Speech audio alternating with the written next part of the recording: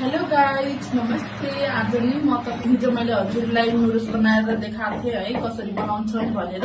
आज पनि म फेरि तपाईहरुलाई नयाँ जस्तो चिल्ली पनीर बनाउनको लागि कसरी के सामग्रीहरु चाहिन्छ भनेर सबै राखिसकेकी छु। अनि अब म तपाईलाई चाहिँ यो प्रोसेस गरिदिन्छु।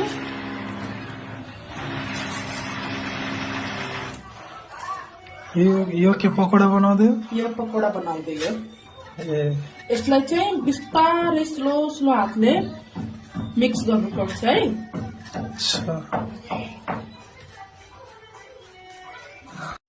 लगाइ चाहिँ यो चाहिँ कोटिङ भइसक्यो। अब मैले यसमा चाहिँ आरारोट अनि थोड़ा पानी मिक्स गरेर चाहिँ यसलाई मिक्स गरे।